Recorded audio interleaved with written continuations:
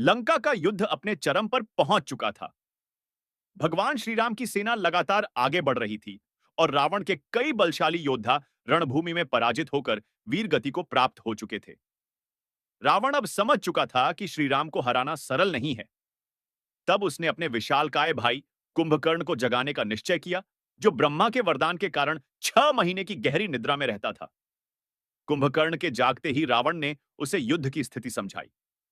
यद्यपि कुंभकर्ण ने रावण के कर्मों की निंदा की, फिर भी भाई का साथ देने से पीछे नहीं हटा। रणभूमि में उसके प्रवेश से वानर सेना में भय फैल गया और राक्षसों में नई आशा जागी। कुंभकर्ण ने सीधे श्रीराम से युद्ध करने का निश्चय किया, परंतु वानर योद्धाओं की सेना उसे रोकने के लिए खड़ी थी।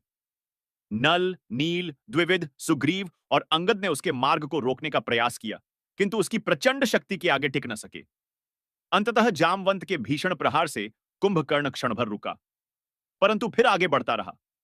तब जामवंत ने वीर हनुमान से निवेदन किया कि वह इस राक्षस का सामना करें। हनुमान ने अपने विराट रूप में प्रकट होकर कुंभकर्ण को युद्ध के लिए ललकारा। दोनों के बीच भयानक युद्ध आरंभ हुआ, जिसे देखकर दोनों पक्षों की सेनाएं भी चकित रह गईं। दोनों योद्धा एक दूसरे के पराक्रम से प्रभावित हुए। जब युद्ध दीर्घकाल तक चलता रहा, कुंभकर्ण ने कहा, हे वीर हनुमान, तुम अद्वितीय योद्धा हो, परंतु यह युद्ध अंतहीन प्रतीत होता है। मैं राम से युद्ध करने आया हूं, न कि तुमसे। हनुमान ने उत्तर दिया, यदि मेरे होते मेरे स्वामी युद्ध करें, तो वह मेरे लिए लज्जा की बात होगी। यदि तुम्हारा मुझसे कोई वैर नहीं, तो लौट जाओ। बातचीत के बाद युद्ध फिर आरंभ हुआ।